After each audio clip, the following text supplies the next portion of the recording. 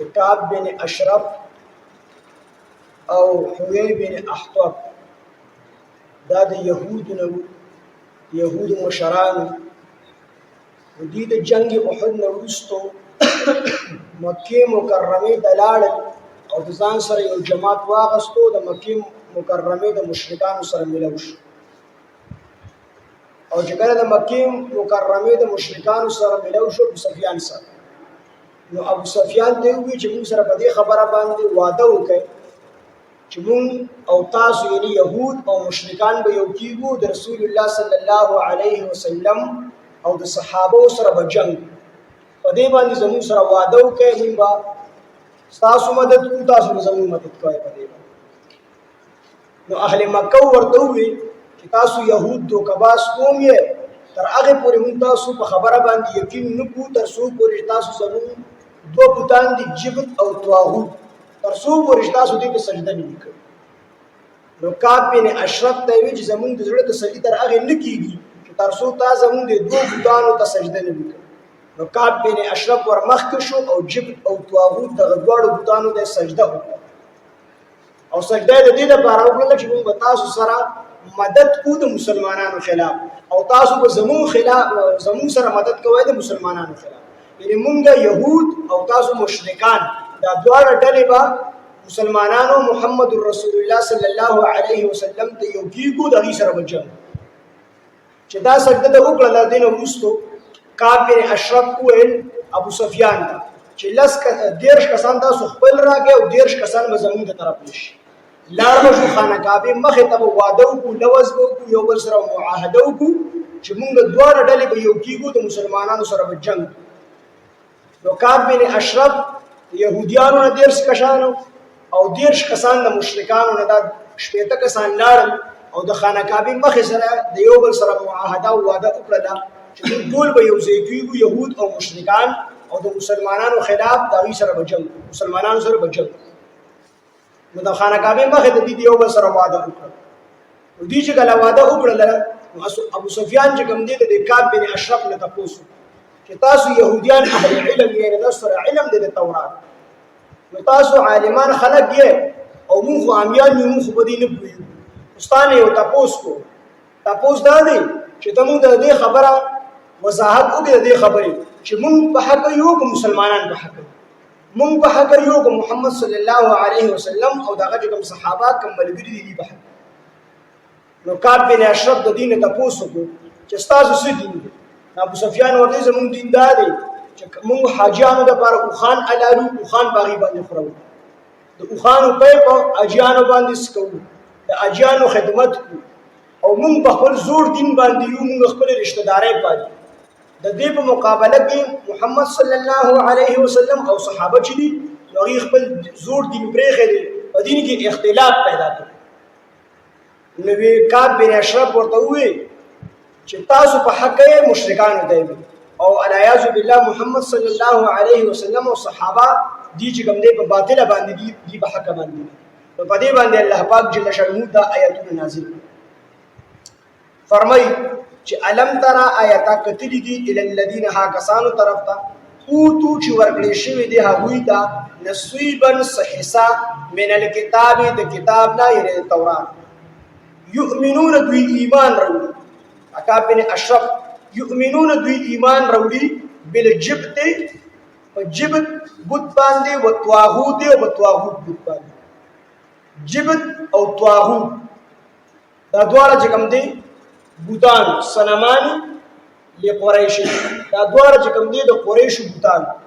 او بعضې مفسرینو ویلي دي چې دا جبت دا د حبشي جب لفظ دی، دا جادوګر او کاهن جادوګر ته ویلی شي، او طاغوت چې دی دا کاهن ته ویلی شي. او حضرت عمر رضی الله عنه فرمایي چې د جبت نه مراد ساحر او جادوګر دی، او د طاغوت نه مراد شیطان. حضرت عمر رضی الله عنه فرمایي چې د جبت نه مراد سحر او جادو، سحر او جادو، او د طاغوت نه مراد شیطان دی. مالک بن انس رضی الله عنه فرمایي چې د الله نه علاوه د چا هم عبادت کېږي هغه ته چې کوم دی طاغوت ویلی شي. اجي ارسو کو بت وي، کو انسان وي، او کو بل یو څیز وي، خو او چې د الله نه انسان اړي او دی د الله عبادت نه کوي د الله په ځای باندې هغه شی عبادت کوي نو هغه شی ته چې کوم دی طاغوت ویل شي او امام قرطبي رحمه الله هم د انس رضی الله عنه دا قول چې کوم دی خوښ کړ تفسیر قرطبي وی چې مالک بن انس رضی الله عنه دا قول د دیو جن پسندیده دی چې د دې تایید او د دې ثبوت د قران نه قران کې فرمایي الله پاک ان اعبدوا الله واجتنبوا الطاغوت تاسو د الله عبادت وکړئ د طاغوت نه ځان وساتئ نو د ټولو مانو تفسیرونو کې تعارض دی او بل سره نشته لومبه دا د بوتانو نمونه او رستو بیا هر هغه شی ته طاغوت وي کوم شی چې انسان د الله نه نو د الله نه علاوه د چا چې عبادت کیږي هغه ته کوم دی طاغوت وي علم تر آیاتا کتلی دی الذین ها کسانو طرف تا اوتو چې ورکړې شو هغه ته نصیبا صحیحا من الكتاب د کتاب نه تورات یؤمنون دوی ایمان وروړي بالجبت او جبت باندې او طاغوت او طاغوت باندې ويقولون دوی وای للذین ها کسانو ته کفرو چې کافران دي هؤلاء چې داخله کې دا کافران اهدا د زیات په هدایت دي من الذین ها کسانو نه امنو چې ایمان راوړ دنه چې کوم دی ابو سفیان تاسو د کعب بن اشرف چې مونږ په هدایت باندې مونږ په سملار یو کنه مسلمانان په سملار باندې نو دور د سوې دور د تاسو په سملار باندې مسلمانان په غلطه لار باندې تاسو په هدایت باندې ويقولون ان خپل باندې په جب او طاغوت باندې ایمان وروړي هغه سجده کوي ويقولون دوی وای للذین ها کسانو ته کفروا چې کافران دي هؤلاء چې داخله کې دا کافران اهدا دي زیات په هدایت کې من الذين ها کسانو نه امنو چې ایمان راوړي دي سبیلا په سملار باندې یعنی دي د مسلمانانو زیات په سملار باندې نو ډیر کارته انسان خپل خواهشات د خپل دین نه وباسي انسان چې کله په خپل خواهشاتو په سکول لګي نو دې په خواهشاتو کې دومره زیات په بره باندې لړ شي چې د اخره کې د خپل دین نه انکار نو کعب بن اشرف دا د يهوديانو ډیر لوی عالم او د دې په دین کې هم د يهوديانو په دین کې هم بوتانو ته سجده کول دا چې کوم دی جایز نه دي خود د خواهشاتو تابعداري وکړه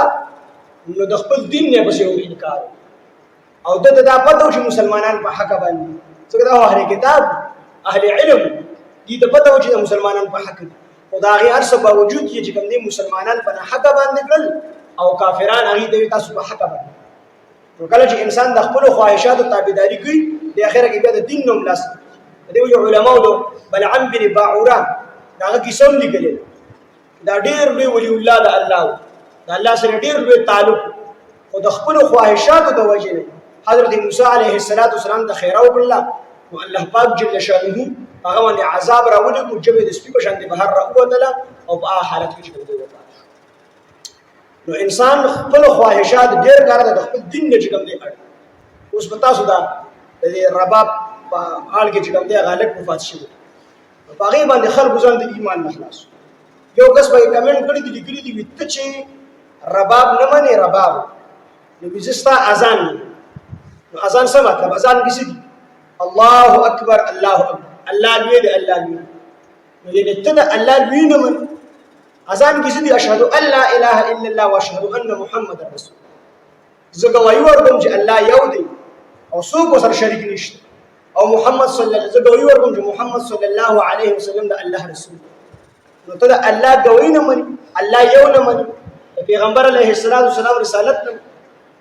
دا ارس چې کیږي د انسان د خپل خواهشاتو تابعداري کوي د دې وجه نه د دین له لاسه